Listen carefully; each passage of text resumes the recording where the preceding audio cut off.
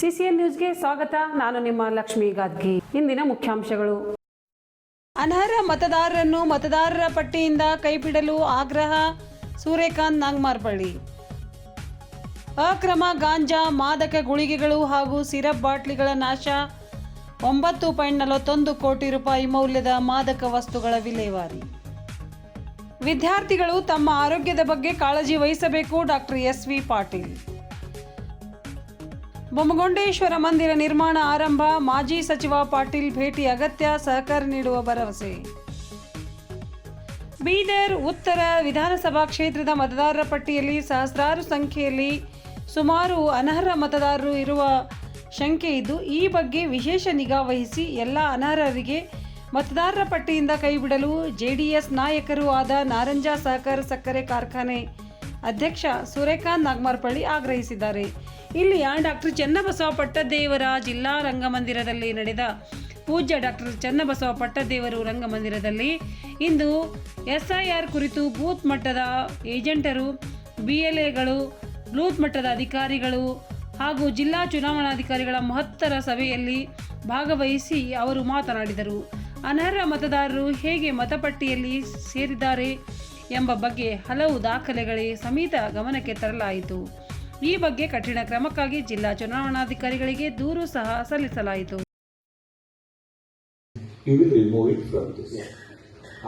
ಯಾರು ಡೆತ್ ಆಗಿದ್ದಾರೆ ಅವ್ರ ಫಾರ್ಮ್ ವಾಪಸ್ ಬರೋದಿಲ್ಲ, ಅವ್ರು 100% ಇರ್ತಾರೆ. Sir, same day SSR was taking place every year. Last year also this has taken place in October. So same thing again.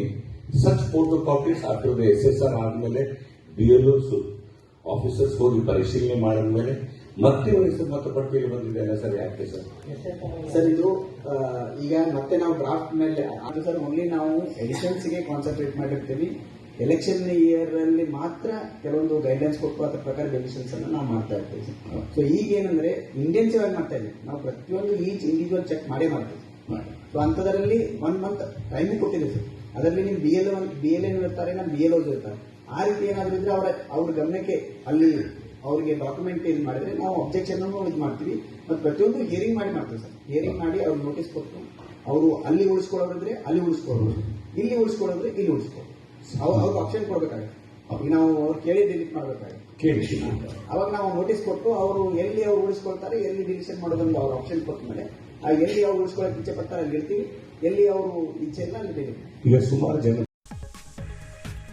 Bidar ಜಿಲ್ಲೆಯಲ್ಲಿ ಅಕ್ರಮವಾಗಿ ಬೆಳೆದ ಸಾಗಾಟ ಹಾಗೂ ಮಾರಾಟ ಮಾಡುತ್ತಿದ್ದವರಿಗೆ ವಶಪಡಿಸಿಕೊಳ್ಳಲಾದ ಗಾಂಜಾ, ಮಾದಕ ಗುಳಿಗೆಗಳು ಮತ್ತು ಸಿರಪ್ ಬಾಟ್ಲಿಗಳನ್ನು ನಾಶಪಡಿಸಲಾಗಿದೆ ಎಂದು ಜಿಲ್ಲಾ ಪೊಲೀಸ್ ವರಿಷ್ಠಾಧಿಕಾರಿ ಪ್ರದೀಪ್ ಗುಂಟಿ ತಿಳಿಸಿದ್ದಾರೆ. ಜಿಲ್ಲೆಯ ವಿವಿಧ ಪೊಲೀಸ್ ಠಾಣೆಗಳಲ್ಲಿ ದಾಖಲಾಗಿದ್ದ ಪ್ರಕರಣಗಳಲ್ಲಿ ಜಪ್ತಿ ಮಾಡಲಾಗಿದ್ದ ಗಾಂಜಾ, ಮಾದಕ ಗುಳಿಗೆಗಳು ಹಾಗೂ ಸಿರಪ್ ಬಾಟ್ಲಿಗಳು ಗುರುವಾರ ಭಾಲ್ಕಿ ತಾಲೂಕಿನ ಧನ್ನೂರ್ ಗ್ರಾಮದಲ್ಲಿರುವ ಘನತ್ಯಾಜ್ಯ ವಿಲೇವಾರಿ ಘಟಕದ ಕುಲುಮೆಯಲ್ಲಿ ವೈಜ್ಞಾನಿಕ ರೀತಿಯಲ್ಲಿ ನಾಶಪಡಿಸಲಾಯಿತು. ಈ ಸಂದರ್ಭದಲ್ಲಿ ಸುಮಾರು 997 ಕೆಜಿ 764 ಗ್ರಾಂ ಗಾಂಜಾ, 51,638 ಮಾದಕ ಗುಳಿಗೆಗಳು ಹಾಗೂ 743 ಸಿರಪ್ ಬಾಟ್ಲಿಗಳನ್ನು ವಿಲೇವಾರಿ ಮಾಡಲಾಯಿತು. ನಾಶಪಡಿಸಲಾದ ಮಾದಕ ವಸ್ತುಗಳ ಒಟ್ಟು ಮೌಲ್ಯ 9,64,64,814 ಆಗಿದೆ ಎಂದು ಎಸ್ಪಿ ಪ್ರದೀಪ್ ಗುಂಟಿ ಪ್ರಕಟಣೆಯಲ್ಲಿ ತಿಳಿಸಿದ್ದಾರೆ.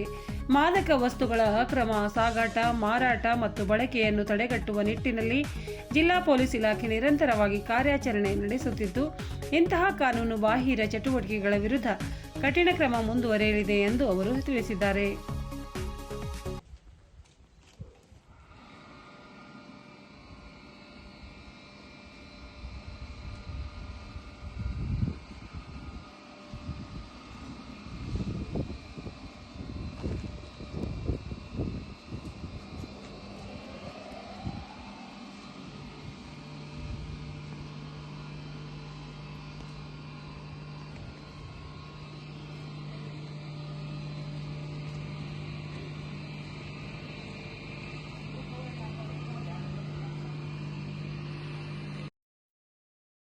ಬೀದರ್ ತೋಟಗಾರಿಕಾ ಮಹಾವಿದ್ಯಾಲಯದಲ್ಲಿ ಜೂನ್ 24 ಬುಧವಾರರಂದು ಬಾಗಲಕೋಟದ ತೋಟಗಾರಿಕೆ ವಿಜ್ಞಾನಗಳ ವಿಶ್ವವಿದ್ಯಾಲಯ ಅಂಗಸಂಸ್ಥೆಯಾದ ಬೀದರ್ನ ತೋಟಗಾರಿಕಾ ಮಹಾವಿದ್ಯಾಲಯದ ಸಿಬ್ಬಂದಿಗಳಿಗೆ ಮತ್ತು ವಿದ್ಯಾರ್ಥಿಗಳಿಗೆ ಆರೋಗ್ಯ ಮತ್ತು ಕುಟುಂಬ ಕಲ್ಯಾಣ ಇಲಾಖೆ ಬೆಂಗಳೂರು, ಕರ್ನಾಟಕ ರಾಜ್ಯ ಏಡ್ಸ್ ತಡೆಗಟ್ಟುವಿಕೆ ಸಂಘ ಮಾರ್ಗದರ್ಶನದಲ್ಲಿ HIV ಕುರಿತು ಅರಿವು ಮೂಡಿಸಿ ಸೋಂಕಿನ ತಡೆಗಟ್ಟುವಿಕೆ ಹಾಗೂ ಆರೋಗ್ಯಕರ ಜೀವನ ಶೈಲಿಯ ಮಹತ್ವವನ್ನು ಮೊಬಲೈಜೇಷನ್ ಫಾರ್ ಏಡ್ಸ್ ಸುರಕ್ಷಾ ಅಭಿಯಾನ್ ಕಾರ್ಯಕ್ರಮವನ್ನು ತೋಟಗಾರಿಕಾ ಮಹಾವಿದ್ಯಾಲಯ ಡೀನ್ ಡಾಕ್ಟರ್ SV ಪಾಟೀಲ್ ಉದ್ಘಾಟಿಸಿದರು. ನಂತರ ಅವರು ಮಾತನಾಡಿ, ಮೊಬಲೈಜೇಷನ್ ಫಾರ್ ಏಡ್ಸ್ ಸುರಕ್ಷಾ ಅಭಿಯಾನದಲ್ಲಿ ವಿದ್ಯಾರ್ಥಿಗಳು ತಮ್ಮ ಆರೋಗ್ಯದ ಬಗ್ಗೆ ಕಾಳಜಿ ವಹಿಸುವುದರ ಜೊತೆಗೆ ಸಮಾಜದಲ್ಲಿಯೂ ಆರೋಗ್ಯ ಜಾಗೃತಿ ಮೂಡಿಸುವ ಕಾರ್ಯದಲ್ಲಿ ಭಾಗವಹಿಸಬೇಕು ಎಂದು ಕರೆ ನೀಡಿದರು. ವಿದ್ಯಾರ್ಥಿಗಳು ತಮ್ಮ ಆರೋಗ್ಯದ ಬಗ್ಗೆ ಕಾಳಜಿ ವಹಿಸುವುದರ ಜೊತೆಗೆ ಸಮಾಜದಲ್ಲಿಯೂ ಆರೋಗ್ಯ ಜಾಗೃತಿ ಮೂಡಿಸುವ ಕಾರ್ಯದಲ್ಲಿ ಭಾಗವಹಿಸಬೇಕು ಎಂದು ಕರೆ ನೀಡಿದರು.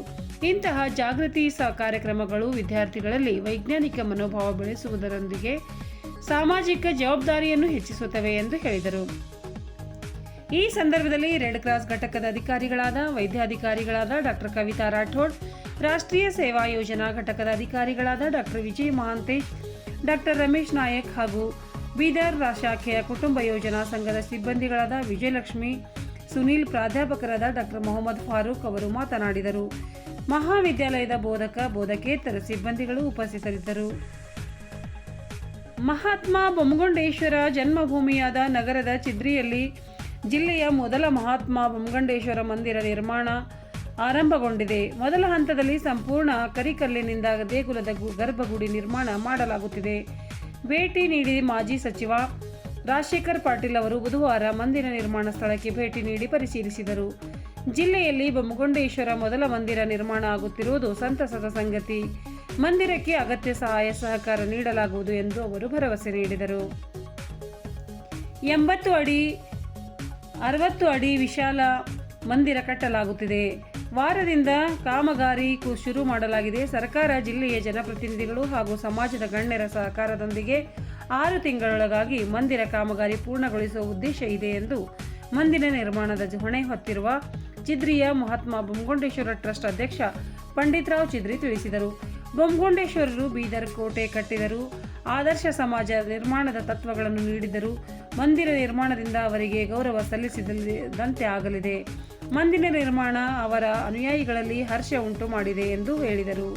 ಕೆಪಿಸಿಸಿ ಪ್ರಧಾನ ಕಾರ್ಯದರ್ಶಿ ಅಬ್ದುಲ್ ಮನ್ನಾನ್ ಸೇಠ್, ಕಾಂಗ್ರೆಸ್ ಮುಖಂಡ ವೈಜನಾಥ್ ಯನಗುಂದೆ, ಜಿಲ್ಲಾ ಪಂಚಾಯಿತಿ ಮಾಜಿ ಅಧ್ಯಕ್ಷ ಗೀತಾ ಪಂಡಿತರಾವ್ ಚಿದ್ರೆ, ನಗರಸಭೆಯ ಮಾಜಿ ಸದಸ್ಯ ರೋಜ್ಮೇರಿ, ಟ್ರಸ್ಟ್ ಪ್ರಮುಖರಾದ ರಮೇಶ್ ವಗ್ಗೆ, ತುಕಾರಾಮ್ ರಾಗಾಪುರೆ, ಬಸವರಾಜ್ ವಗ್ಗೆ, ಶಿವಕುಮಾರ್ ವಗ್ಗೆ, ಪ್ರಶಾಂತ್ ಶಾಲಿ, ನಾಗೇಶ್ ವಗ್ಗೆ, ಸತೀಶ್ ಚಿದ್ರಿ, ನರಸಪ್ಪ ಸೊರಳಿ ಮತ್ತಿತರರು ಇದ್ದರು. ಇದರೊಂದಿಗೆ ನಮ್ಮ ಇಂದಿನ ವಾರ್ತಾ ಪ್ರಸಾರ ಮುಕ್ತಾಯವಾಯಿತು. ನಿರಂತರ ಸುದ್ದಿಗಾಗಿ ನೋಡ್ತಾ ಇರಿ CCN ಸುದ್ದಿವಾಹಿನಿ. ಧನ್ಯವಾದಗಳು.